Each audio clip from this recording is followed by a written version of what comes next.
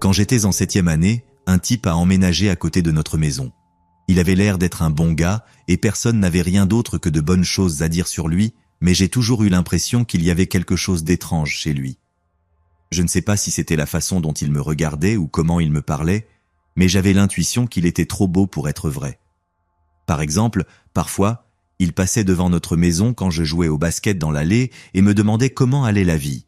Ensuite, peu importe ce que je lui disais, il prétendait être un expert en la matière ou avoir quelque chose de super pertinent et génial à me montrer chez lui. Une fois, il a affirmé avoir un ballon signé par Karl Malone dans son garage qui ne faisait que prendre la poussière et il a dit que je pourrais l'avoir si je venais le chercher un jour. Je veux dire, un tel ballon pourrait valoir des milliers de dollars s'il avait essayé de le vendre, mais là, il me l'offrait gratuitement. Comme je l'ai dit, je trouvais ça vraiment suspect et je ne croyais pas qu'il était juste un type super sympa. Quoi qu'il en soit, un jour, mes parents étaient au supermarché et ont laissé ma grande sœur responsable de s'occuper de moi. Je faisais comme d'habitude, je jouais au basket devant la maison, quand le voisin s'est approché et a dit qu'il organisait ce qu'il appelait une vente de garage rouge, blanc et bleu. Un petit détail. Mes parents sont hyper patriotes, presque de manière agaçante. Ne te méprends pas, j'aime aussi ce pays. Mais mes parents sont tous les deux d'anciens militaires, et mon père était encore en service à l'époque. Leur patriotisme atteignait des niveaux presque supersoniques, si tu vois ce que je veux dire. Presque tout dans notre maison avait un drapeau ou était rouge, blanc, bleu ou une combinaison des 3 couleurs. Notre voisin le savait, il était déjà venu chez nous avant, alors quand il s'est arrêté pour me parler de la vente de garage, il m'a convaincu en me disant que je pourrais gagner des points avec ma mère si je lui achetais quelque chose qui lui plairait. Franchement, j'avais besoin de regagner un peu d'affection de mes parents parce que mes notes n'étaient pas très bonnes à ce moment-là, mais bien que je voulais leur faire plaisir, j'avais un mauvais pressentiment à l'idée d'aller seul chez lui. Alors, je lui ai dit que j'avais besoin de monter chercher de l'argent dans ma tirelire avant d'aller chez lui, ce qui, en réalité, m'a donné un peu de temps pour aller chez un autre voisin et lui demander de m'accompagner à la vente de garage du type suspect. Ça m'a pris du temps pour le convaincre. Mais dès que j'ai mentionné que le type essayait toujours de me faire venir chez lui, notre autre voisin a soudainement été plus qu'heureux de manquer quelques minutes de son match de basket pour m'accompagner. Mais quand nous sommes arrivés là-bas, je me suis senti idiot. Non seulement le gars organisait vraiment une vente de garage rouge, blanc et bleu, avec toutes ces choses à thème de drapeau sur les tables, mais il y avait une tasse à café avec un aigle doré et le drapeau des étoiles et des bandes que ma mère a adorées. Après ça, j'ai décidé de donner une chance au gars, et heureusement, il a arrêté de me presser pour que je vienne chez lui, donc je suppose que c'était gagnant-gagnant. Maintenant, avance de 2 ans, quand je marchais dans la rue après être descendu du bus du lycée, et je vois plein de gens debout sur leur Porsche, regardant vers la maison de notre voisin. Et qu'est-ce que je vois devant chez lui ? 2 voitures de police. Je suis resté dehors assez longtemps pour voir comment ils l'ont sorti menotter. Ça nous a pris quelques jours pour savoir pourquoi il avait été arrêté, mais quand c'est finalement apparu dans le journal local, je me suis senti malade. Le type avait été arrêté pour avoir attiré un des enfants plus jeunes du quartier chez lui et lui avoir montré quelque chose qu'aucun enfant de cet âge ne devrait voir d'un homme adulte. La police a saisi l'ordinateur du gars et a trouvé plein de trucs illégaux dessus. J'imagine que tu peux deviner de quel genre de truc il s'agit. Et pour tout ça, il a fini par aller en prison pour très très longtemps. Je suis aussi assez sûr que, rien qu'avec le nom du joueur de basket que j'ai mentionné, tu peux deviner de quel état je viens, mais je ne veux pas donner le nom du gars parce qu'il a des enfants qui, je suis sûr, portent encore le nom de famille, contrairement à sa femme, que l'on sait s'être divorcé de lui peu de temps après qu'il ait été accusé. Ce qui est vraiment horrible, et je sais que cela peut sembler un peu égoïste parce qu'il y avait évidemment une véritable victime qui n'était pas moi, c'est que cela aurait tout aussi bien pu être moi si j'étais allé seul à cette vente de garage rouge, blanc et bleu. Si j'avais été un peu plus naïf ou si j'avais fait confiance au type, Dieu sait ce qui aurait pu m'arriver ce jour-là.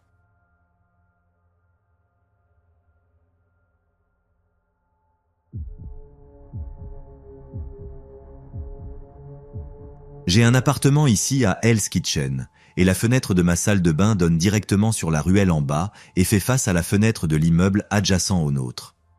Quand j'ai emménagé pour la première fois, il y avait un type vraiment effrayant qui me donnait la chair de poule. Au début, il utilisait la pièce à laquelle donne ma salle de bain comme entrepôt, mais d'une manière où il jetait simplement tout ce dont il n'avait pas besoin en une énorme pile. Parfois, les rideaux étaient fermés, parfois non, donc on aurait dit qu'il n'avait pas complètement renoncé à la pièce. Du moins, c'est ce qu'il semblait. Puis, un jour, je l'ai vu désencombrer la pièce, et le lendemain, je l'ai vu enlever tout le vieux papier peint. J'ai pensé, génial, il est enfin en train de redécorer. Et quand il l'a laissé vide pendant un moment, j'ai simplement pensé qu'il prenait son temps pour décider comment la refaire.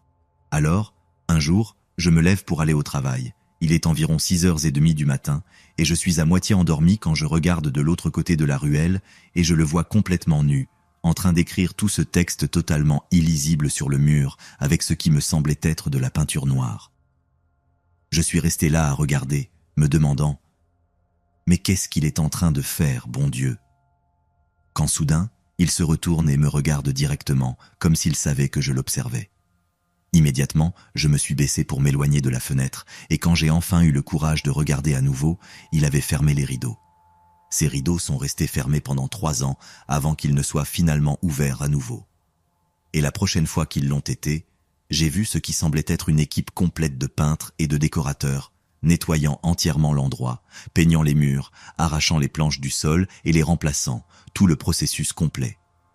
Je n'ai jamais su ce qu'il était advenu du type qui vivait là, mais honnêtement, j'espère qu'il va beaucoup mieux.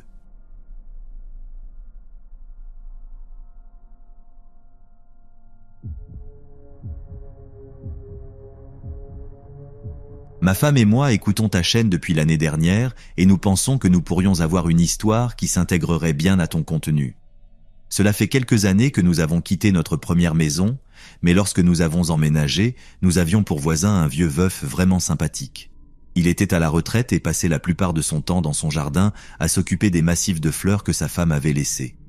Depuis notre chambre, nous avions une vue magnifique sur son jardin, et la plupart des jours, on pouvait le voir là-bas, entretenir les plantes, et en général, être la personne la plus gentille qui soit. Mais un jour, mon mari m'a appelé à l'étage, et je l'ai trouvé en train de regarder par la fenêtre vers le jardin de notre voisin. Je lui ai demandé ce qu'il regardait, et il a simplement pointé du doigt en silence, perplexe. Alors, je me suis approché de la fenêtre pour jeter un coup d'œil moi-même. Notre voisin se tenait au milieu de sa pelouse parfaitement tondue et frappait une pelle sur l'herbe encore et encore, manifestement dans l'intention de creuser un trou assez grand. C'était bizarre, mais après en avoir discuté, nous avons décidé qu'il devait y avoir une sorte de logique dans ce qu'il faisait, pour ainsi dire. Il prévoyait probablement d'installer une mangeoire pour oiseaux ou quelque chose d'autre qui nécessitait de creuser un trou dans la pelouse. Le lendemain, mon mari m'a de nouveau appelé à l'étage, sauf que cette fois, il avait un ton étrange d'urgence dans la voix. Je suis monté en pensant que cela avait à voir avec la pelouse du voisin et, lorsque j'ai regardé par la fenêtre, j'ai vu quelque chose qui m'a glacé le sang.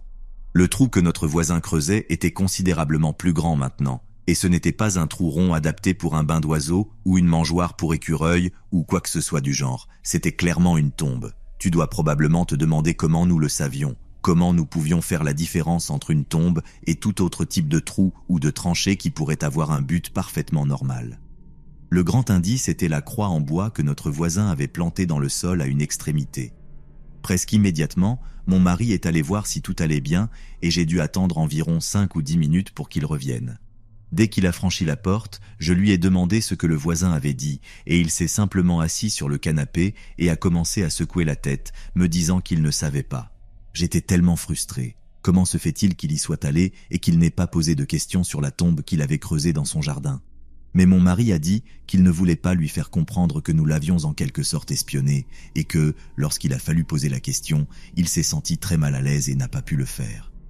Il a dit qu'il y avait quelque chose de différent chez notre voisin, qu'il ne semblait plus aussi aimable et amical. D'habitude, il était tout sourire, poignée de main, petite conversation et compliments, mais cette fois, lorsqu'il a frappé à sa porte, mon mari a dit qu'il y avait comme une ombre sur lui, et cela l'a rendu très, très mal à l'aise. Il m'a rassuré en disant que nous resterions attentifs à tout et que si nous voyions qu'il traînait soudainement un corps vers la tombe ou quelque chose du genre, nous appellerions simplement la police. C'était un samedi matin et le reste du week-end, mon mari a pratiquement campé dans notre chambre, observant le jardin du voisin pour tout signe suspect. C'était dimanche après-midi quand il m'a encore appelé dans la chambre et cette fois, nous pouvions voir clairement que notre voisin creusait un deuxième trou. Tu dois comprendre dans quelle situation étrange cela nous mettait. Je veux dire, ce n'est pas illégal de creuser des trous dans son propre jardin. Et ce n'est pas comme s'il avait pris le temps de remplir le premier. Mais si vraiment il prévoyait de faire quelque chose d'horrible, nous ne pouvions pas être les gens qui voyèrent la préparation et ne faisaient rien. Finalement, j'ai convaincu mon mari d'appeler la police, en lui disant que je le ferais si lui ne le faisait pas. Alors, il a appelé.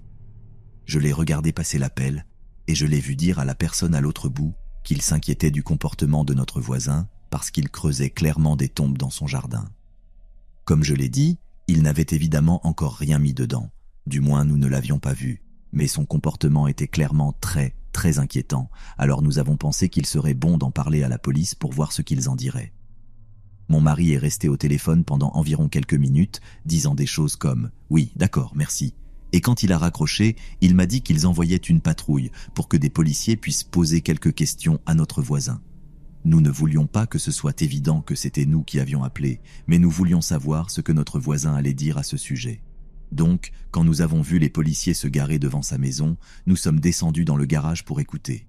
Un des murs de notre garage était à peut-être seulement quelques mètres de la porte d'entrée du voisin, et si on ouvrait une des fenêtres, on pouvait entendre presque tout ce qui se disait. Alors nous avons fait exactement cela et avons entendu les policiers dire aux voisins qu'ils avaient reçu une plainte concernant un comportement étrange et s'ils pouvaient entrer dans sa maison pour jeter un coup d'œil. Je ne sais même pas ce que nous attendions, mais ce n'était certainement pas un défiant « Avez-vous un mandat de perquisition ?» provenant de notre voisin habituellement amical. Nous pensions que les policiers pourraient avoir un mandat, mais il s'est avéré que nous ne savions rien de la loi et qu'il faudrait bien plus de temps pour en obtenir un avec seulement un simple appel de voisins inquiets. Les policiers ont fini par partir, mais dès qu'ils l'ont fait, nous avons couru de nouveau à l'étage pour voir si le voisin allait faire quelque chose comme enlever la croix en bois, remplir les tombes ou s'il allait simplement continuer à creuser le deuxième trou comme si ça ne le dérangeait pas que la police ait frappé à sa porte. Mon mari fut le premier à arriver à la fenêtre. Mais dès qu'il a regardé, il s'est retourné avec le visage pâle et m'a dit « Il nous regarde ». Je ne pouvais pas résister. Je sais que j'aurais dû écouter mon mari et ne pas regarder, mais je ne pouvais tout simplement pas m'en empêcher. Il avait raison.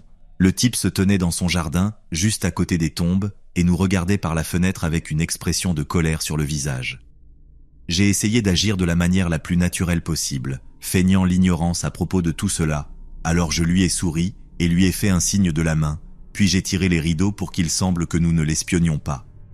Mais je me suis assuré de laisser une petite ouverture sur le bord pour pouvoir jeter un coup d'œil et continuer à surveiller toute cette histoire de tombe, car à ce moment-là, c'était devenu notre obsession complète.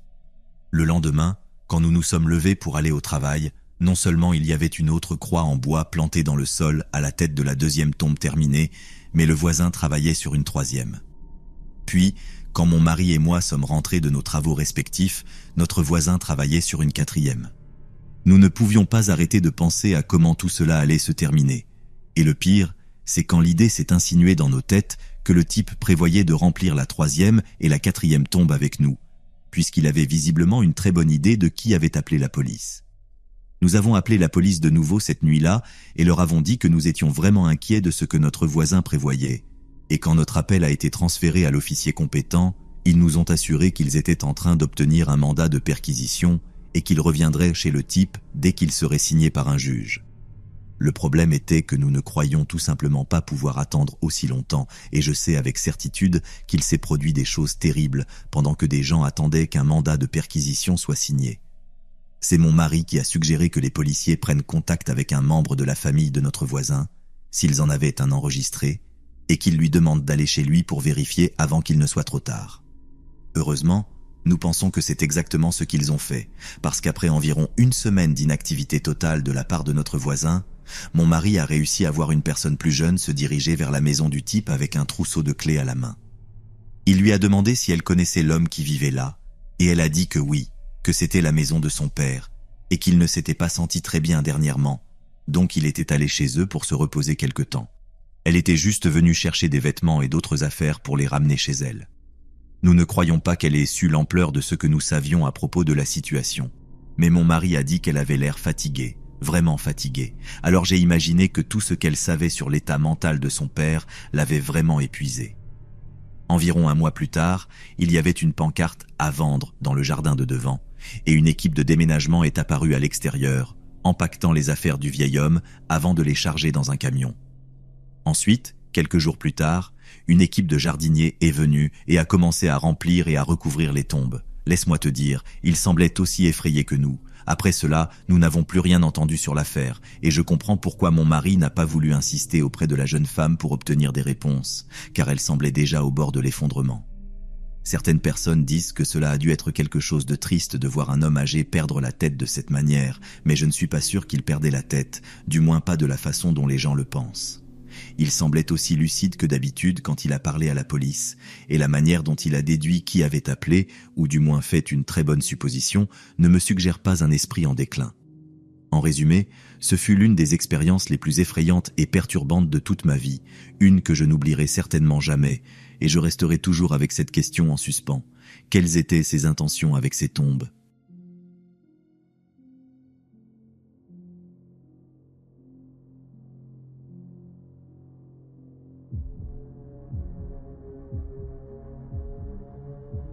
Nous avions l'habitude d'avoir un voisin quand j'avais 15 ans, et je ne l'ai su que des années plus tard, mais c'était essentiellement la seule raison pour laquelle nous avons fini par déménager de la maison dans laquelle nous vivions à ce moment-là. Alors, d'après ce que mon père m'a raconté, tout a commencé lorsque le type a commencé à faire quelque chose dans l'abri de son jardin. Évidemment, il avait le droit de faire ce qu'il voulait sur sa propriété, surtout pendant les heures de la journée, mais mon père disait que tout le bruit des scies et des coups de marteau était une vraie gêne. Il pensait que cela ne durerait que quelques jours, mais une semaine passa et le type continuait à faire tout ce bruit la nuit et les week-ends. À plusieurs reprises, le bruit continuait jusqu'à tard dans la nuit et mon père a dû aller le menacer d'appeler la police pour qu'il arrête. Je sais que cela semble un peu extrême, je sais. Mais papa avait déjà essayé de lui demander gentiment d'arrêter et le type était tout simplement un parfait imbécile. Alors c'était la seule chose qui semblait fonctionner. Après cela, le type a gardé les coups de marteau et l'utilisation de la scie à des heures raisonnables. C'était toujours agaçant, apparemment, mais ce n'était pas quelque chose qu'il n'avait pas le droit de faire. Mais ensuite, un jour, mon père jette un coup d'œil par-dessus la clôture et voit le type charger un tas de chaînes dans l'abri. Ensuite, la prochaine chose qu'il voit, c'est le type transporter des objets ressemblant à des menottes dans l'abri, du genre que l'on utiliserait pour maintenir une personne prisonnière. Mon père lui demande ce qu'il construisait là-bas, mais le type lui répond « Ne vous mêlez pas de mes affaires, monsieur », en disant des choses dans ce genre. Mon père a commencé à devenir assez nerveux à propos de toute l'affaire et était sur le point d'appeler la police, car évidemment tout cela semblait très suspect, et peut-être que cela ferait aussi que le type cesse de marteler et de scier toute la journée.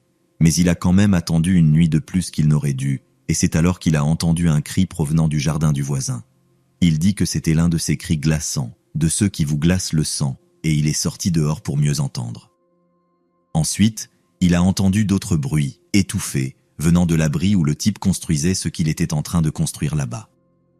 Il a essayé de regarder par-dessus la clôture pour avoir une idée de ce qui se passait et a vu notre voisin sortir de l'abri couvert de sang avec quelque chose de tranchant et brillant dans la main.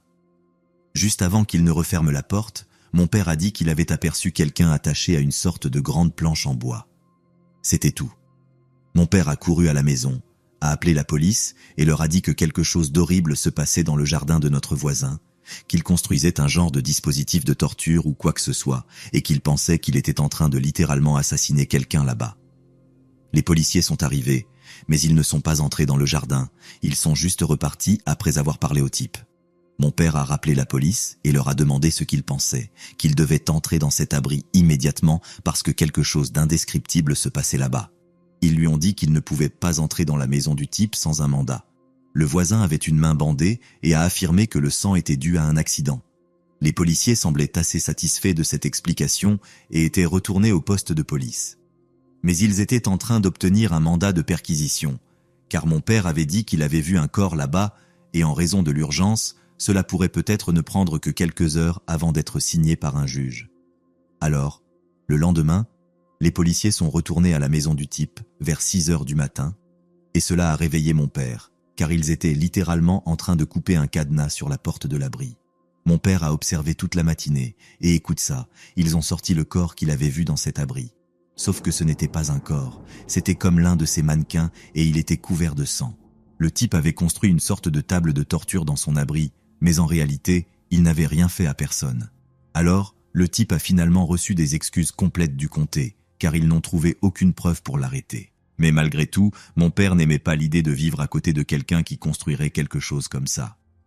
Après avoir discuté maintes et maintes fois avec la police sur le droit du type à construire une sorte de table de torture étrange, il en a eu assez et a dit « À la merde, nous déménageons ». Il ne nous a rien dit à ce moment-là parce que, évidemment, ma sœur et moi étions jeunes et il ne voulait pas que quelque chose comme ça nous marque. Mais après que je sois parti et que ma sœur ait obtenu son diplôme universitaire, il nous l'a raconté pendant un dîner de retrouvailles. Comme tu peux l'imaginer, nous étions bouche bée en l'entendant, car nous n'avions aucune idée que le type était autre chose qu'un amateur ennuyeux de bricolage.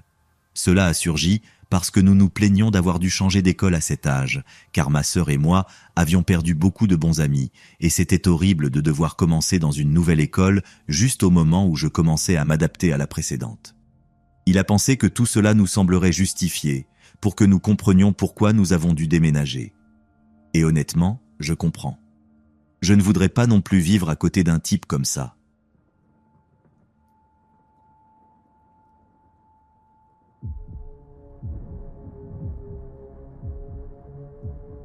J'ai vécu dans une rue qui a eu un gros problème avec les ratons laveurs pendant un certain temps.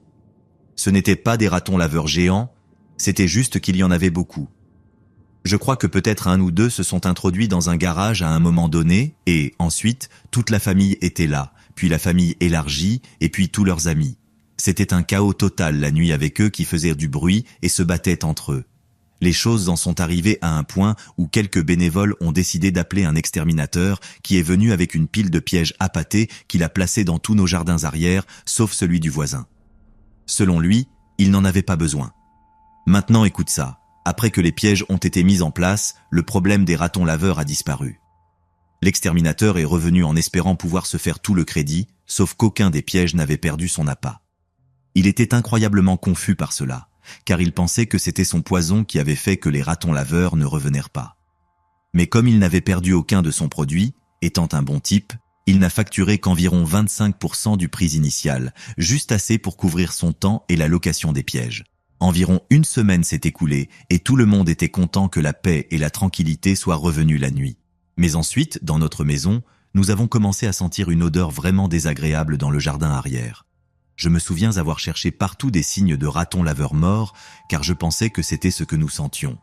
Peut-être que l'un d'eux avait grignoté l'appât empoisonné, s'était effondré, et ensuite ses frères et sœurs avaient levé le camp et étaient partis. Mais après une après-midi entière à chercher, je n'ai rien trouvé. C'était comme si l'odeur venait du coin arrière-gauche de notre jardin, près de quelques rosiers que ma femme essayait de cultiver, mais je ne trouvais rien. Maintenant, tu dois savoir que nos jardins arrière avaient ces grandes clôtures, comme ces grandes clôtures de confidentialité par-dessus lesquelles on ne peut pas regarder sans échelle ou quelque chose de similaire. Je pensais que peut-être l'odeur venait en réalité du jardin arrière de notre voisin, alors je suis allé frapper à la porte pour voir s'ils avaient un raton laveur mort dans leur jardin, mais il n'y avait personne à la maison. Alors, étant le bon voisin que j'étais, j'ai pris mon échelle du garage, je l'ai appuyée contre la clôture et j'ai surélevé la tête pour regarder pour eux. Ce que j'ai vu quand je l'ai fait était, sérieusement, l'une des choses les plus perturbantes et incroyablement cruelles que j'ai jamais vues de ma vie. Dans le jardin arrière de notre voisin, il y avait un étendoir, mais il n'y avait pas de linge dessus, seulement des ratons laveurs morts. Il y en avait peut-être 6 ou 7, et ce n'était pas le fait qu'ils étaient morts qui m'a vraiment choqué, mais à quel point ils étaient mutilés. Je vais te faire grâce de certains des détails les plus horribles, mais chacun d'eux était dans un état différent de démembrement, et c'était absolument horrible. Il n'était pas surprenant que les ratons laveurs ne réapparaissent plus, pas après avoir vu leurs proches dans cet état. Je ne voulais pas appeler la police sur le type, je ne suis pas ce genre de personne, et comme je pensais que les ratons laveurs étaient essentiellement une nuisance, la police ne ferait rien si le type s'occupait d'eux sur sa propre propriété. J'ai juste attendu jusqu'à ce que la femme du type rentre chez elle, et je l'ai trouvée dans l'allée avant de lui dire très poliment de les enlever. Si elle ne le faisait pas, je prendrais des photos et je verrais ce que les organisations locales de défense des animaux avaient à dire à ce sujet. C'était un pur bluff de ma part qui a fonctionné, mais je pensais qu'elle n'aimerait pas l'idée d'un groupe de hippies protestant devant sa maison. Évidemment, elle n'a pas aimé, car ce soir-là, les ratons laveurs n'étaient plus accrochés et la mauvaise odeur a commencé à se dissiper un peu. Cela a certainement causé une certaine animosité entre nos familles, car le type est venu frapper à notre porte le lendemain pour me dire que si je menaçais encore sa femme, il me frapperait dans la rue pour que tout le monde le voie. Menaçait ? Peux-tu le croire ? Il devait lui avoir raconté une histoire très différente, car je te jure que je suis resté aussi civilisé que possible, même si j'avais vraiment envie de les traiter de monstres. Il n'y avait pas beaucoup d'amour perdu lorsqu'ils sont partis l'année suivante, et nous nous entendons beaucoup mieux avec les voisins que nous avons maintenant.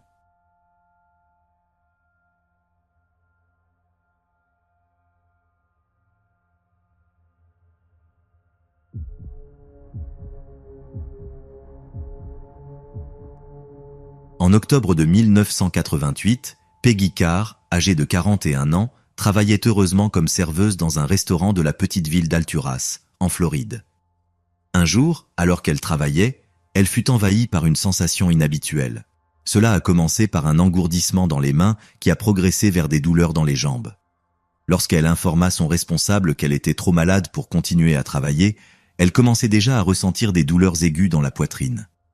La fille de Peggy, également employée du restaurant, reçut la permission d'emmener sa mère chez elle pour qu'elle puisse se reposer. Cependant, lorsqu'ils arrivèrent chez eux, Peggy se plaignit que la douleur était presque insupportable. C'est alors que son mari, Picard, l'emmena à l'hôpital le plus proche pour qu'un médecin la consulte. À son arrivée à l'hôpital, les médecins qui examinèrent Peggy furent déconcertés par son état. Ils avouèrent que c'était quelque chose qu'ils n'avaient jamais vu auparavant. Étant donné que la mystérieuse maladie ne ressemblait à rien de connu, ils suggérèrent que Peggy pourrait souffrir davantage d'un trouble psychologique que physique. Ils commencèrent à lui demander si elle avait été soumise à beaucoup de stress dernièrement, mais sa réponse fut simple. « Je sais que ce n'est pas dans ma tête, c'est réel. » Malgré cela, les médecins conseillèrent à Peggy et à son mari de se reposer quelques jours, et au début, ses symptômes diminuèrent. Mais, en quelques jours, les douleurs revinrent, et cette fois-ci, elles étaient encore plus graves. Non seulement cela, mais Peggy n'était pas la seule à souffrir de ces symptômes étranges. Ces deux adolescents, Dwayne et Travis, tombèrent également gravement malades. En quelques heures après avoir été ramenés à l'hôpital, Peggy perdit la capacité de parler et d'ouvrir les yeux. La douleur était si intense qu'ils durent l'attacher au lit pour éviter qu'elle ne s'agite violemment. Peu de temps après, elle tomba dans le coma et cessa de respirer, obligeant le personnel médical à la brancher à un respirateur. Lorsque Peggy reprit connaissance, sa sœur Shirley se précipita pour lui rendre visite à l'hôpital. Les deux sœurs avaient grandi dans une famille de sourds et connaissaient toutes deux la langue des signes américaine. Les médecins n'avaient pas moyen de communiquer avec Peggy, mais Shirley le pouvait. Étonné, le personnel médical observa comment Shirley prit une des mains de Peggy et lui fit des signes en lui demandant « Peggy, comment te sens-tu » Lentement et avec beaucoup de douleur, Peggy signa sa réponse « M.A.L. Ça fait mal ». L'incapacité des médecins à identifier la cause de la maladie de Peggy les contraignit à appeler un neurologue spécialisé. Après un examen minutieux, le docteur Richard Hassler détermina que Peggy pourrait souffrir d'un empoisonnement au thallium. Le thallium est un élément naturellement présent et presque toutes les personnes en ont de petites quantités dans le corps. Cependant, les analyses d'urine de Peggy montrèrent qu'elle avait près de 20 000 fois la quantité normale dans son système. Les échantillons d'urine de ces deux enfants contenaient également des quantités anormales de nitrate de thallium, bien que pas autant que ceux de leur mère. Lorsque les médecins suggérèrent que Peggy avait été empoisonnée, elle commença à faire des signes en répétant « Pourquoi ? Encore et encore ». Ce seraient quelques-unes de ses dernières paroles, car après être tombée dans le coma, elle décéda le 3 mars 1989. Après la mort de Peggy par empoisonnement au thallium, le détective de meurtre Ernest Minsey fut assigné à son cas. Après avoir interrogé la famille Carr, Minsey découvrit que, à peine 2 semaines avant le début des symptômes d'empoisonnement, les Carr avaient reçu une lettre menaçante écrite à la main. Picard dit que la lettre disait « Toi et toute ta soi-disant famille avez 2 semaines pour quitter la Floride pour toujours, sinon vous mourrez tous. » La famille avait écarté la lettre comme une mauvaise plaisanterie de la part de jeunes locaux, mais les événements tragiques montrèrent que ces paroles avaient du poids. Les experts commencèrent une recherche minutieuse dans la maison des Carr à la recherche de la source de thallium. Ils analysèrent plus de 400 échantillons d'objets avant de finalement retracer le poison jusqu'à un trio de bouteilles en verre de Coca-Cola, chacune contenant une dose létale de thallium. Lorsqu'on leur demanda où ils avaient acheté les Coca-Cola, aucun des Carr ne savait. Ils présumaient simplement qu'un autre membre de la famille les avait achetés. En fait, ils ne buvèrent pas de Coca-Cola, préférant Pepsi. Ils informèrent également les enquêteurs que, pensant que Peggy souffrait d'un problème digestif lorsqu'elle rentra pour la première fois de l'hôpital, ils lui avaient donné exclusivement du Coca-Cola à boire, le même contenant les doses létales de thallium. À ce moment-là, les enquêteurs annoncèrent que les bouteilles avaient été manipulées. Quelqu'un avait pris le temps de retirer et de remplacer les bouchons en métal de chacune d'elles avant de déposer une dose létale de poison à l'intérieur. Encore plus inquiétant, ils avaient réussi à placer les bouteilles dans la maison des Carr sans que personne ne s'en aperçoive. Le détective Minsey commença à interroger les personnes proches de la famille Carr pour déterminer si quelqu'un leur en voulait, mais personne ne savait qui pourrait détester la famille au point de vouloir les empoisonner de manière aussi cruelle et créative. C'était une famille assez populaire, avec de nombreux amis et connaissances qui les visitaient régulièrement. Et ce n'était pas comme si la proximité avec quelqu'un avait alimenté un conflit, car vivant dans une zone rurale de Floride, ils n'avaient que 2 voisins, George et Diana Treppel. Le détective Minsey se rendit chez les Treppel et découvrit que le couple n'avait que des choses agréables à dire sur les Carr. Cependant, lorsqu'on leur demanda pourquoi quelqu'un voudrait les empoisonner, George Treppel donna une réponse plutôt suspecte, pour les faire déménager. C'était le même langage utilisé dans la lettre menaçante qu'ils avaient reçue, ce qui signifiait qu'aux yeux de Minsey, George était désormais le principal suspect dans le meurtre de Peggy. Minsey commença à enquêter sur le passé de George et découvrit quelques éléments intéressants dans le processus. George et son épouse étaient membres de Mensa, la plus grande et la plus ancienne société internationale de haute intelligence au monde, et organisaient des week-ends de mystères de meurtre pour les membres de leur chapitre. Ces événements consistaient à créer des meurtres fictifs et à guider les invités dans des enquêtes pour les résoudre. Cependant, le passé de George était loin d'être exemplaire. En fait, c'était un criminel condamné, ayant passé 3 ans en prison pour avoir monté l'un des laboratoires de méthamphétamine les plus grands et sophistiqués de l'histoire des États-Unis. Ce laboratoire utilisait la méthode P2P pour fabriquer des drogues, une méthode qui nécessite un composé spécifique, le thallium. De plus, le thallium est une substance fortement contrôlée. On ne peut pas l'acheter dans n'importe quelle pharmacie. Celui qui serait l'empoisonneur devait avoir suffisamment de connaissances en chimie pour le fabriquer soi-même. Et George Treppel possédait clairement ces connaissances. Le détective Minsey avait déterminé que George avait certainement les moyens d'empoisonner Peggy Carr, mais qu'en est-il du mobile? Il semblait que les Treppel n'avaient que des choses agréables à dire sur les Carr, mais lorsque le détective Minsey parla avec la famille Carr, ils clarifièrent que les 2 familles ne s'entendaient pas bien. Les Treppel étaient un couple éduqué sans enfants qui préférait la paix et la tranquillité, tandis que les Carr étaient une famille bruyante qui aimait organiser des réunions sociales bruyantes dans leur jardin. Cela les avait amenés à se confronter à plusieurs reprises, et les Treppel semblaient avoir une aversion particulière pour les 2 adolescents des Carr, dont les camions entraient et sortaient constamment avec la musique à plein volume. Les garçons avaient également quelques véhicules tout-terrain qu'ils conduisaient parfois à grande vitesse près de la propriété des Treppel. Le conflit avait commencé lorsque Diana Treppel se rendit chez les Carr pour leur demander de baisser le volume. Peggy lui dit qu'elle essaierait de le faire, mais que ses enfants pouvaient être un peu difficiles à contrôler. La fois suivante où Diana se rendit chez eux, elle le fit avec une attitude considérablement moins civilisée, et elle et Peggy terminèrent par une discussion animée avant que Diana ne parte. Cependant, avant de partir, Picard dit que Diana avait prononcé une menace sinistre.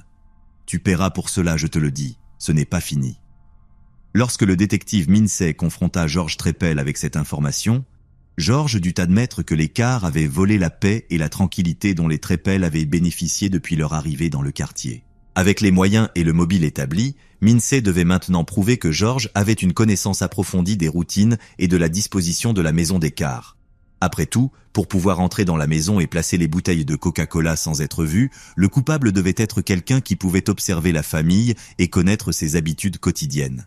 C'est alors que le détective Minsey découvrit que le travail de George comme programmeur informatique lui permettait de travailler depuis chez lui, ce qui lui offrait encore plus d'opportunités pour espionner les Carr. Cependant, Minsey était confronté à un grand problème. Les Treppel étaient intelligents, très intelligents, et Minsey pariait qu'ils étaient suffisamment astucieux pour avoir éliminé toute preuve bien avant qu'ils n'arrivent à leur porte. Alors, comment pourrait-il s'assurer d'obtenir une condamnation au tribunal ? De plus, l'un des principaux avantages d'utiliser du thallium dans un meurtre est qu'il y a un long délai entre le moment de l'ingestion et la mort, ce qui rend extrêmement difficile de déterminer quand exactement la victime a été empoisonnée. Pour attraper des criminels intelligents, Minsey avait besoin d'un coup de maître, et c'est là que Sherry Gwynn entre en jeu. Le 14 avril 1989, Sherry arriva au Holiday Inn de Winter Haven avec l'intention de participer à l'un des week-ends de mystères de meurtres organisés par les Trepel. Après la résolution du mystère, elle loua la convivialité de l'événement à un George visiblement fier. Elle le combla d'éloges, flattant son ego et son intellect, et confessa un profond désir de se lier d'amitié avec les Trepel pour avoir des compagnons de crime réels avec qui partager son intérêt pour le sujet. Il est vrai que Sherry était une passionnée de crimes réels, mais c'était plus une curiosité professionnelle qu'un passe-temps. Vous voyez, le vrai nom de Sherry était Suzanne Gorick, et Suzanne Gorick était une agente de police sous couverture. Suzanne avait été assignée à se lier d'amitié avec les Trepel dans le but d'obtenir une confession.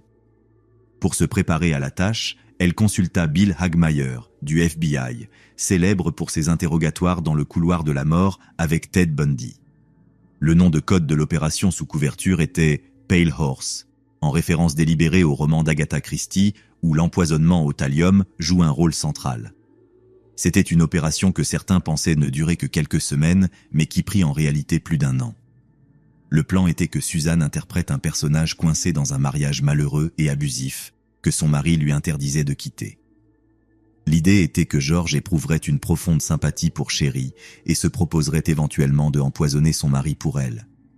En fait, Suzanne observa quelque chose d'inquiétant lors de la première nuit du mystère de meurtre auquel elle assista. L'un des meurtres fictifs organisés par les Trepel était, curieusement, un empoisonnement. Au début de l'événement, les participants recevaient un paquet d'informations pertinentes, et lorsque Suzanne lut l'un des dépliants, une phrase en particulier attira immédiatement son attention. Le dépliant disait « Certains adeptes du vaudou pensent qu'ils peuvent être tués par des moyens psychiques, mais personne ne doute qu'ils peuvent être empoisonnés. Lorsqu'une menace de mort apparaît à la porte, les gens prudents jettent toute leur nourriture et surveillent ce qu'ils mangent. Presque personne ne meurt par magie. La plupart des objets à la porte sont juste la façon dont un voisin dit « Je ne t'aime pas, déménage ou meurs ». Déménage ou meurs. George Trepel ne put s'empêcher de faire référence au meurtre qu'il avait lui-même planifié. Il se vantait, et son arrogance serait sa perdition.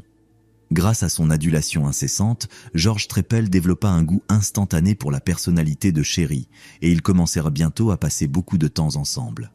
Peu à peu, Suzanne partagea avec George les problèmes de son mariage fictif, façonnant le personnage de son mari pour qu'il soit quelqu'un que George méprisait. Bien qu'elle parvint à faire en sorte que George déteste son mari inventé, elle ne put obtenir de confession de sa part, ni même une suggestion d'empoisonnement. Cependant, avec le temps, Suzanne parvint à faire avouer à George d'autres indiscrétions. Dans sa jeunesse, George aimait mettre du LSD dans la nourriture des gens ou sur les poignées de porte pour voir comment ils réagissaient en se droguant à leur insu. Suzanne découvrit également que George avait empoisonné le chien de son épouse après une intense dispute. Suzanne était sur le point d'obtenir une confession, et elle le sentait, mais résoudre l'affaire demanderait plus de travail qu'elle ne l'avait jamais imaginé.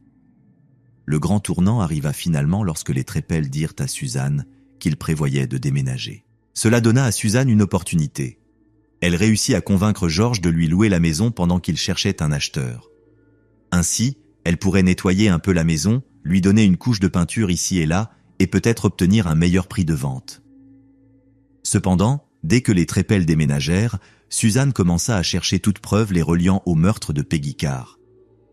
C'est ainsi qu'elle découvrit plusieurs pièces secrètes dans la maison, dont une complètement insonorisée. De manière inquiétante, la pièce contenait ce qui semblait être un lit en bois avec des menottes pour attacher les bras et les jambes d'une personne. Lorsque Bill Hagmaier vit les photos de la pièce, il pensa immédiatement à Ted Bundy. « Personne ne construit une pièce comme ça, à moins qu'elle ait un but, » dit-il. « C'est une chambre de torture. » Cette mystérieuse chambre de torture fut minutieusement examinée pour y déceler des restes humains, mais rien ne fut trouvé. Si c'était vraiment une salle de torture, elle ne semblait jamais avoir été utilisée, et Suzanne remarqua plus tard que la pièce paraissait être récemment terminée. Finalement, C'est en inspectant le garage des Trépel que la police trouva une bouteille qui donna un résultat positif pour le nitrate de thallium, établissant ainsi un lien concret entre George et le meurtre de Peggy Carr. George fut arrêté le 7 avril 1990, avec Suzanne le distrayant par téléphone pendant que la police s'approchait pour l'appréhender. Diana Trépel essaya d'empêcher les officiers d'entrer dans la maison en bloquant physiquement l'entrée. Lorsque la police trouva George dans sa chambre, il était vêtu de lingerie féminine. Au procès, George Trépel fut accusé de meurtre au premier degré de Peggy Carr, ainsi que de 6 chefs de tentative de meurtre concernant les autres membres de la famille Carr. George fut déclaré coupable de toutes les charges et condamné à mort. Il est toujours dans le couloir de la mort à ce jour. Suzanne Gorick, quant à elle, fut nommée shérif adjoint de l'année en Floride en 1991 pour tous les efforts qu'elle avait consacrés à l'affaire. Des cas comme celui-ci nous montrent que, à moins d'être vraiment proches d'eux, nous n'avons aucune idée de qui sont réellement nos voisins. De partout, les Trépel semblaient être un couple tranquille, intelligent et respectable, dont la caractéristique la plus particulière était leur passion pour les crimes réels. Personne, en 1 million d'années, n'aurait soupçonné quelque chose de tel à leur sujet, sans enquêter en profondeur sur le passé sinistre de George. Si ce n'était pour le travail d'enquête exceptionnel de certains des membres les plus talentueux de la police de Floride, il serait probablement encore libre, marchant parmi nous. Alors, la prochaine fois qu'un voisin te demande de baisser la musique, il vaut peut-être mieux le faire par courtoisie. Et si ce n'est pas le cas, tu devrais peut-être faire plus attention à ce que tu manges ou bois, surtout si ce voisin a un diplôme en chimie.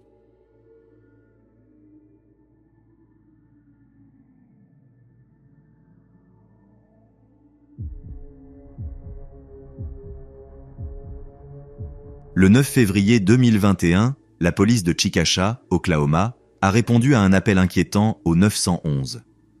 De l'autre côté de la ligne téléphonique, l'opérateur a entendu une femme terrifiée crier en demandant de l'aide, un cri qui ne se produit que lorsque la vie de quelqu'un est en danger.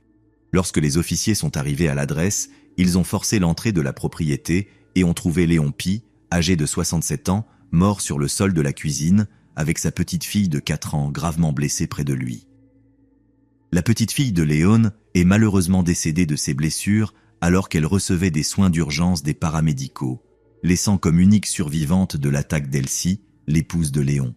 Cependant, Delcy a subi des blessures qui changeraient sa vie, avec de multiples coups de couteau dans les 2 yeux. Dans le salon, la police a trouvé Lawrence Paul Anderson, âgé de 42 ans, gravement blessé, en train de vomir sur un canapé. Au début, les forces de l'ordre ont cru qu'il était une autre victime de ce qui avait été une attaque terrifiante et horrible. Mais seulement quelques jours plus tard, alors qu'il se remettait à l'hôpital, Paul a fait une confession choquante. Lorsqu'on lui a demandé qui avait commis l'attaque, Lawrence a finalement admis qu'il avait lui-même assassiné la majeure partie de sa famille.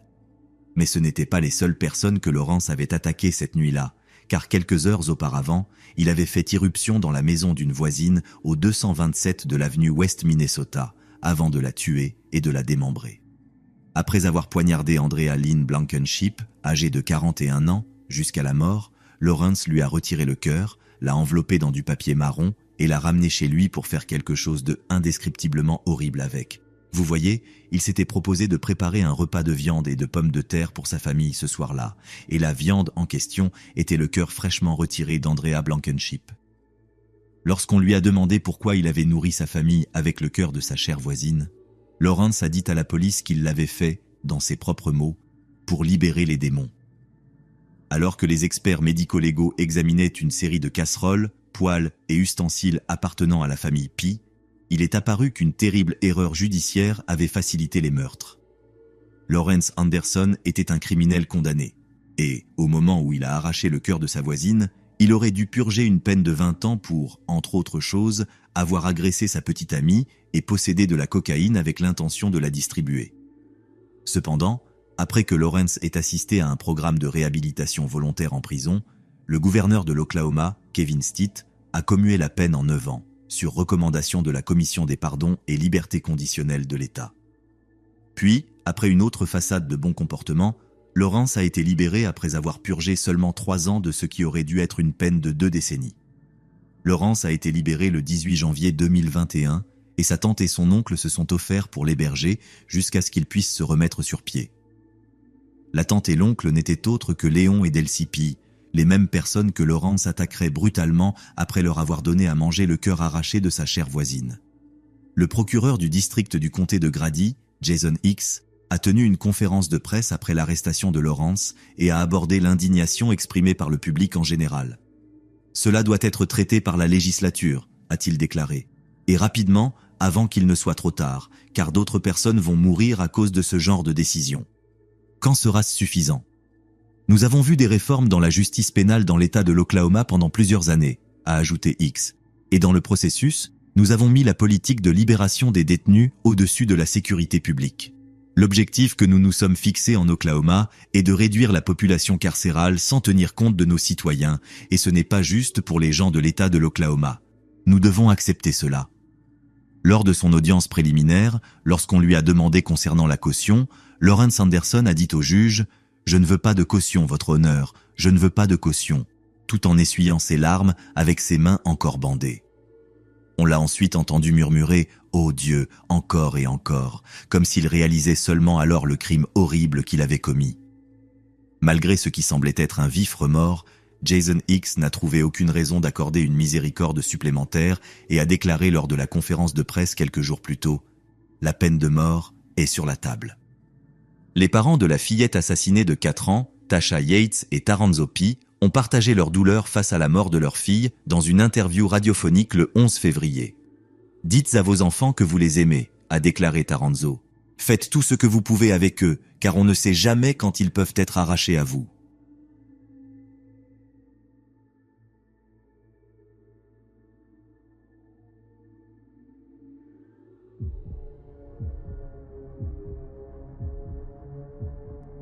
J'ai toujours cru que les gens ont des secrets, mais je n'ai jamais imaginé ce que cela signifiait réellement, jusqu'à ce que je me retrouve pris dans l'un des mystères les plus sombres que j'aurais pu imaginer.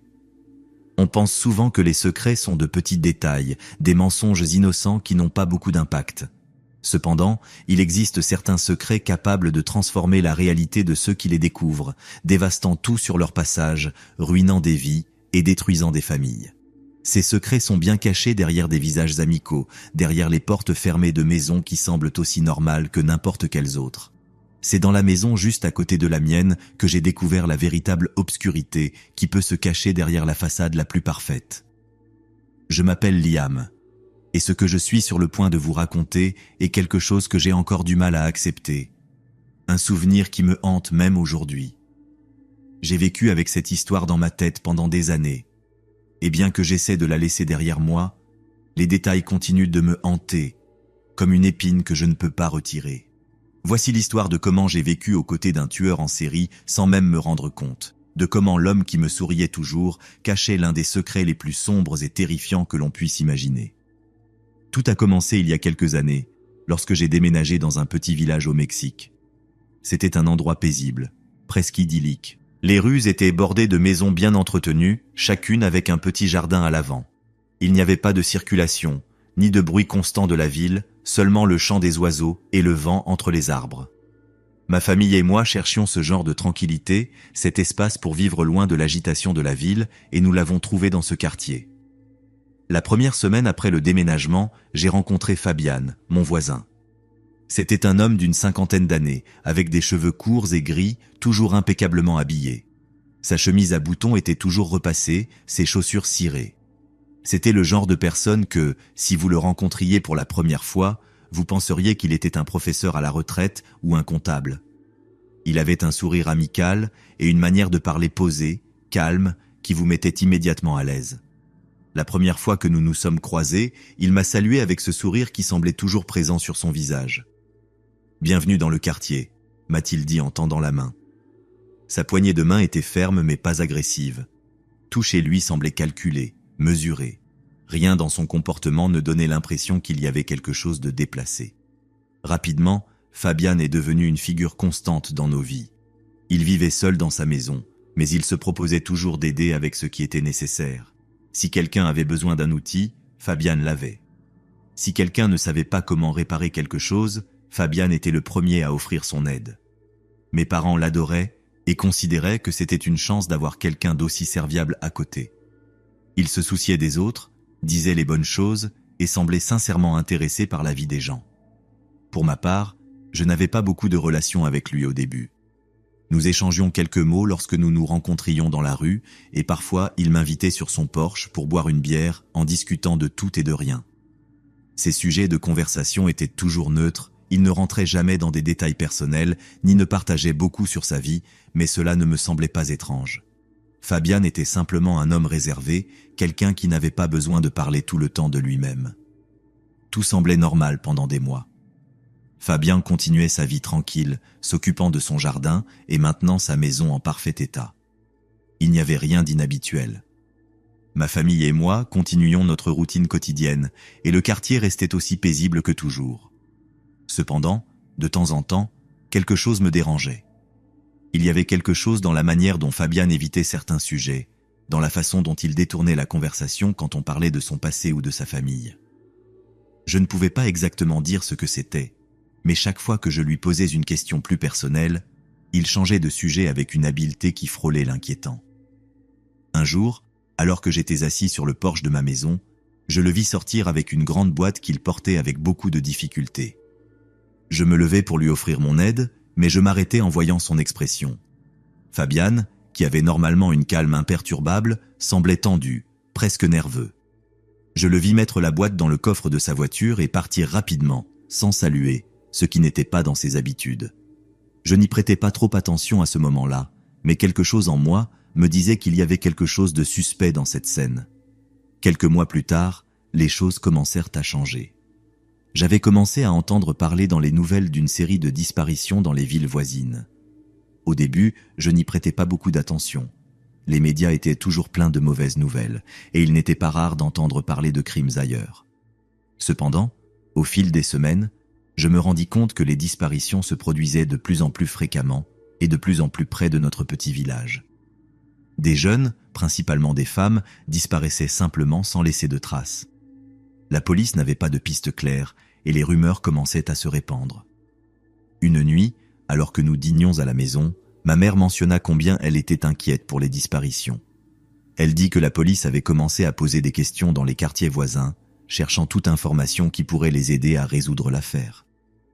Je ris nerveusement, essayant de minimiser l'importance de la situation. Après tout, qui pourrait être impliqué dans une telle chose dans un endroit aussi tranquille? Ici, tout le monde se connaissait, tout le monde semblait normal, n'est-ce pas? Ce qui se produisit peu après cette conversation me donne encore des frissons. C'était un après-midi de dimanche. Je me souviens que j'étais dans ma chambre, avec les fenêtres ouvertes, profitant de l'air frais qui entrait du jardin. Le soleil commençait à descendre et tout était calme. C'est alors que j'entendis quelque chose qui m'alerta, des sirènes. Elles étaient éloignées au début, mais devenaient de plus en plus fortes à chaque seconde qui passait. Je me levai et m'approchai de la fenêtre pour voir ce qui se passait. De là, je pouvais voir la rue, et bientôt je remarquai que les sirènes se dirigèrent vers le quartier, vers la maison de Fabian. Je sortis de chez moi, comme le firent d'autres voisins, pour voir de quoi il s'agissait. En quelques minutes, plusieurs voitures de police arrivèrent à toute vitesse et se garèrent devant sa maison. Les officiers descendirent rapidement, certains avec leurs armes dégainées. C'est alors que je commençai à ressentir une sensation d'inquiétude, une sorte de vide dans l'estomac. Quelque chose n'allait pas du tout. La police encercla la maison et, après quelques moments de tension, força l'entrée. Ils ne mirent pas longtemps à entrer, et tout le quartier était en complet silence, attendant. Nous voulions tous savoir ce qui se passait, mais personne n'avait le courage de s'approcher trop près.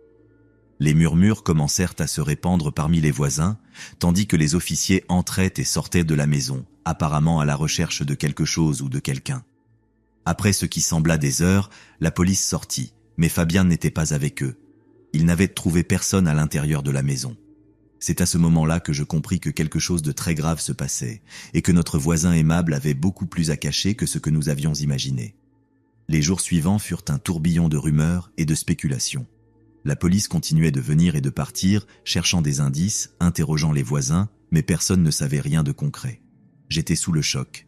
Fabian, l'homme qui m'avait offert une bière sur son porche, celui qui saluait toujours avec un sourire, était maintenant recherché par la police. Mais pourquoi? Que avait-il fait?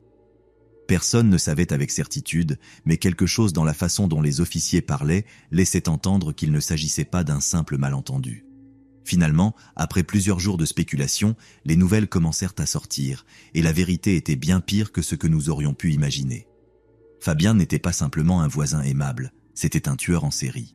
Les disparitions qui avaient eu lieu pendant des mois, les corps qui avaient commencé à apparaître, toutes ces vies détruites, tout était lié à lui. Je me souviens de la première fois où j'entendis le mot « tueur » associé à son nom. C'était comme si quelqu'un m'avait donné un coup dans l'estomac. Je restais sans souffle, essayant de comprendre comment quelqu'un que je connaissais, ou croyais connaître, avait pu commettre de telles atrocités. Les autorités commencèrent à révéler des détails terrifiants. Fabien n'avait pas seulement tué plusieurs femmes, mais il l'avait fait de manière systématique, soigneusement calculée. Il se servait de son image amicale, de son apparence d'homme formel et respectueux, pour approcher ses victimes sans éveiller les soupçons. Pendant les jours suivants, je ne pouvais pas m'empêcher de penser à toutes les fois où j'avais été près de lui, chez lui, parlant avec lui sans savoir ce qu'il cachait. Avait-il déjà envisagé de me faire du mal ? Avait-il déjà prévu que je sois l'une de ses victimes ? Ces pensées me tenaient éveillé la nuit, repassant en revue chaque interaction que nous avions eue, chaque conversation, cherchant des signes que je n'avais jamais vus auparavant. Le quartier entier était paralysé par la peur. Les maisons qui autrefois semblaient si sûres paraissaient maintenant fragiles. Personne ne voulait sortir dans la rue, et la maison de Fabian, qui autrefois était un symbole d'ordre et de perfection, était maintenant vue comme un lieu d'horreur. Personne ne savait quoi faire, comment traiter ces informations.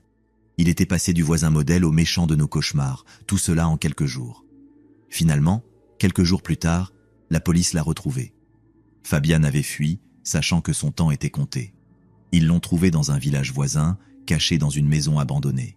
Il n'a opposé aucune résistance lors de son arrestation.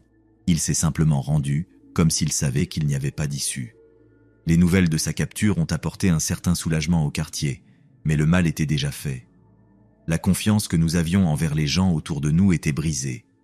Je ne peux pas compter le nombre de nuits que j'ai passées depuis à me demander comment il était possible que nous n'ayons rien vu, comment personne n'avait remarqué ce qui se passait. J'ai appris, de la pire des manières, qu'on ne connaît jamais vraiment les gens, même ceux qui semblent les plus gentils et dignes de confiance. On ne sait jamais quels sombres secrets ils peuvent cacher derrière un sourire courtois ou une apparence impeccable. La maison de Fabian est restée vide pendant des mois après son arrestation. Les souvenirs de ce qu'il avait fait, des vies qu'il avait prises, flottaient encore dans l'air. Personne ne voulait vivre près de cet endroit. Pour moi, chaque fois que je passe devant, je ressens un mélange d'horreur et de tristesse. Je ne verrai plus jamais les gens de la même manière. J'ai appris que la véritable terreur ne vient pas du surnaturel ou du paranormal, mais des gens, de ceux qui cachent leurs démons derrière un masque de normalité. C'est l'histoire que je porte avec moi chaque jour, le souvenir que je ne pourrai jamais effacer. L'histoire d'un homme qui semblait être le voisin parfait, mais qui en réalité était un monstre.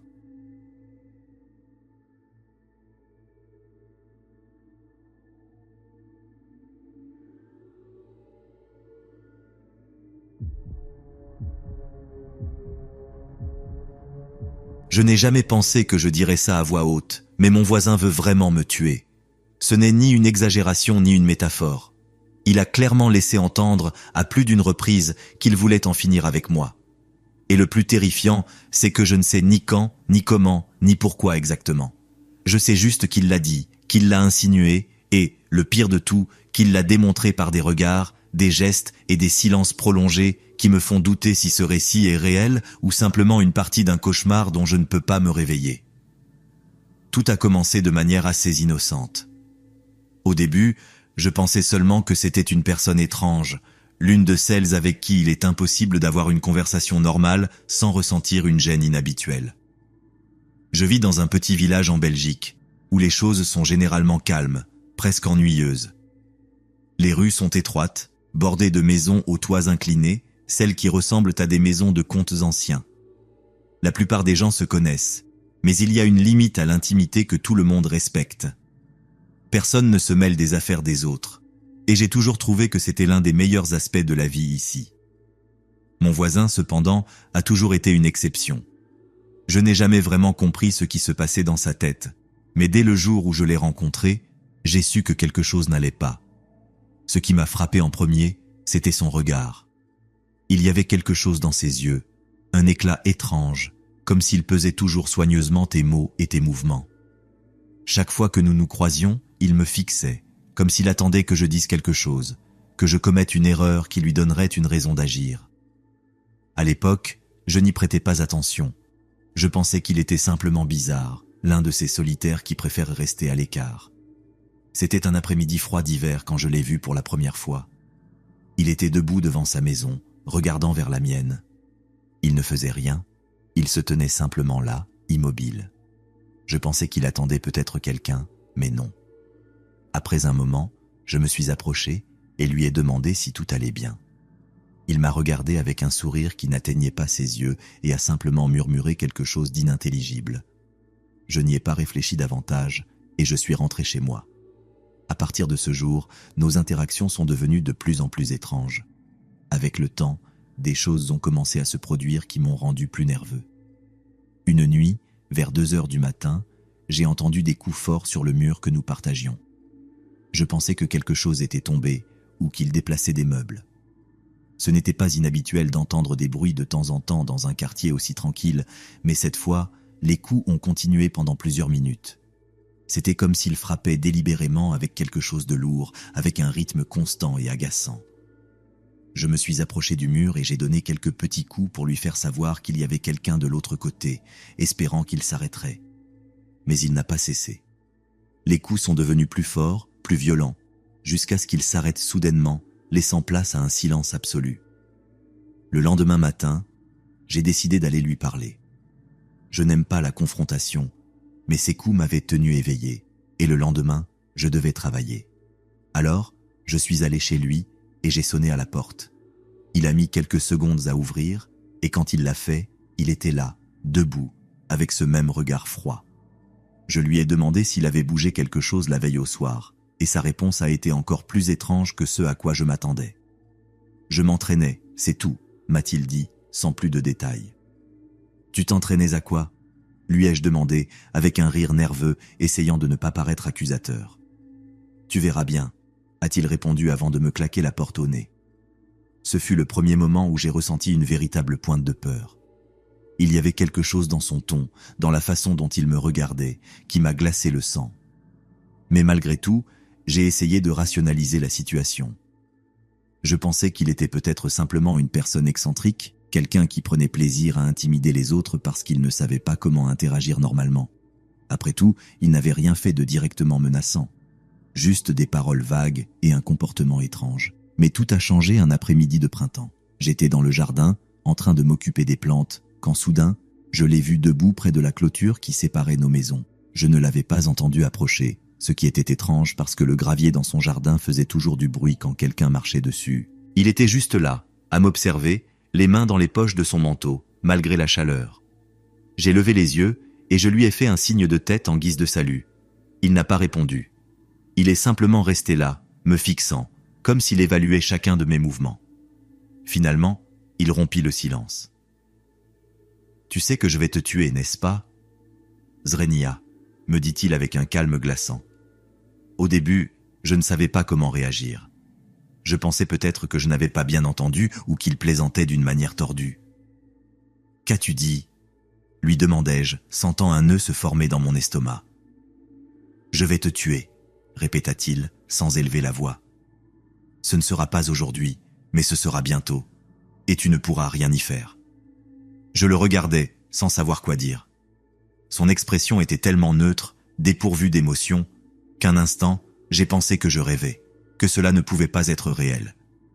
Finalement, je balbutiai quelque chose, je lui dis que ce n'était pas bien de parler ainsi, que ces choses ne se disent pas, mais il sourit simplement, un sourire froid, calculé. « Je voulais juste que tu le saches », ajouta-t-il avant de faire demi-tour et de rentrer chez lui. Cette nuit-là, je n'ai pas pu dormir. Chaque petit bruit dans la maison, chaque craquement du plancher me faisait penser à lui. Était-ce une blague? Une sorte de jeu morbide? J'essayais de me convaincre que ce n'était rien, que c'était juste sa manière étrange d'interagir avec les autres, mais au fond de moi, je savais que ce n'était pas le cas. Il y avait quelque chose dans son ton, dans la façon dont il l'avait dit, qui me faisait comprendre qu'il était sérieux. Le lendemain, j'ai décidé que je devais faire quelque chose. Je suis allé au poste de police local et j'ai parlé à un officier. Je lui ai raconté ce qui s'était passé, les paroles de mon voisin, et bien que l'officier m'ait écouté attentivement, il ne semblait pas très inquiet. « S'il n'a rien fait de physique, il n'y a pas grand-chose que nous puissions faire », m'a-t-il dit. Mais s'il dit encore quelque chose comme ça ou fait quelque chose de plus suspect, n'hésite pas à nous appeler. Je suis sorti du poste de police en me sentant plus seul et vulnérable que jamais. Je savais que mon voisin n'était pas quelqu'un de normal, mais je savais aussi que la police ne pouvait pas agir uniquement sur des paroles. Pendant les semaines suivantes, j'ai essayé de l'éviter. Je ne sortais plus dans le jardin, et quand je le voyais par la fenêtre, je restais à l'intérieur jusqu'à ce qu'il disparaisse de ma vue. Je pensais que peut-être, en l'ignorant, il finirait par se désintéresser de moi. Mais je me trompais. La tension grandissait, jour après jour, comme un nuage noir qui planait au-dessus de moi. Et puis, une nuit, quelque chose s'est produit qui a rendu toute ma peur insupportable. Il était environ minuit lorsque j'ai entendu des bruits à l'extérieur de ma maison. Je me suis approché de la fenêtre du 2e étage et j'ai vu une silhouette se déplacer près de la clôture du jardin. Mon cœur s'est mis à battre à tout rompre. Je savais que c'était lui. Je suis resté immobile, observant en silence, essayant de me convaincre que j'étais juste paranoïaque, que c'était peut-être un animal ou un passant. Mais ensuite, je l'ai vu clairement. Il se tenait près de la porte arrière, avec quelque chose dans les mains. Je me suis approché davantage de la fenêtre, essayant de comprendre ce qu'il faisait, et c'est là que je l'ai vu clairement. Il tenait un couteau. La peur m'a paralysé pendant un moment. Je ne savais pas quoi faire. Mon premier instinct fut d'appeler la police, mais je craignais que, si je faisais du bruit, il se rendrait compte que je l'observais. Je reculai lentement, essayant de ne faire aucun bruit, et pris mon téléphone. Je composai le numéro d'urgence et murmurai à l'opératrice ce qui se passait. Elle me dit de rester calme, que la police était déjà en route. J'attendis dans l'obscurité de ma chambre, écoutant chaque petit bruit, craignant à tout instant qu'il force la porte et entre. Les minutes semblèrent des heures, jusqu'à ce que finalement j'entende les sirènes au loin. Mon voisin dut les entendre aussi, car je le vis s'éloigner rapidement vers l'obscurité, disparaissant dans les ombres. La police arriva peu après et inspecta le jardin, mais ils ne trouvèrent rien d'autre que les traces qu'il avait laissées. L'officier avec qui j'avais parlé cette nuit-là semblait plus inquiet que la dernière fois. Il m'assura qu'il patrouillerait plus souvent dans le secteur et que je devais prendre des précautions, mais il ne pouvait pas l'arrêter simplement pour avoir rôdé. Sans preuve concrète, ces menaces restaient seulement des mots. Depuis cette nuit-là, ma vie est devenue un cauchemar constant. Chaque fois que je sortais de chez moi, je sentais ses yeux sur moi, même si je ne le voyais pas. Je savais qu'il m'observait, attendant le moment opportun. Je ne sais pas comment je le savais, mais je sentais qu'il prenait plaisir à ma peur, que son plan était de me faire douter de ma propre santé mentale avant d'agir. J'ai commencé à installer des caméras de sécurité et à renforcer les serrures des portes et des fenêtres. J'ai pris toutes les mesures possibles pour me protéger, mais aucune d'elles ne me procurait la tranquillité dont j'avais besoin. On ne peut pas se protéger contre quelqu'un qui semble toujours avoir un coup d'avance, qui joue avec votre esprit avant d'attaquer. La situation est devenue insupportable. Il est arrivé un moment où je ne pouvais plus dormir plus de 2 heures d'affilée sans me réveiller en sursaut, convaincu qu'il était dans la maison. Les jours se fondaient en une brume de paranoïa et de peur constante. Et puis, un matin, j'ai trouvé une note sur ma porte. Elle n'était pas écrite à la main, c'était quelque chose de bien plus effrayant. Elle avait été découpée lettre par lettre dans des magazines, comme dans ces films de kidnapping. Le message était court, mais direct. « Je t'attends ». Je suis allé directement à la police avec la note, mais leur réponse fut la même que d'habitude. Sans preuve d'un crime, ils ne pouvaient rien faire. Le mieux qu'ils pouvaient m'offrir était une ordonnance restrictive, mais je savais que cela ne l'arrêterait pas. Mon voisin n'était pas quelqu'un qui respectait les règles. À partir de ce jour-là, les choses n'ont fait qu'empirer. Des objets ont commencé à disparaître de mon jardin. D'abord des outils, puis des objets plus personnels, comme un sweatshirt que j'avais laissé dehors.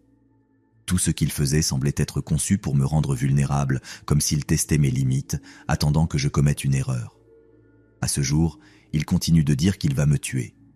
Parfois, il me le dit quand je le croise dans la rue. D'autres fois, il se contente de me regarder depuis sa fenêtre, comme s'il attendait que je fasse le premier mouvement. Je sais que ce n'est qu'une question de temps avant qu'il essaie. Et le pire, c'est que, malgré tout ce que j'ai fait pour me protéger, je ne peux toujours pas échapper à la sensation qu'à tout moment, il va tenir sa promesse. Je vis avec cette peur chaque jour. Je ne sais pas combien de temps je pourrai encore le supporter.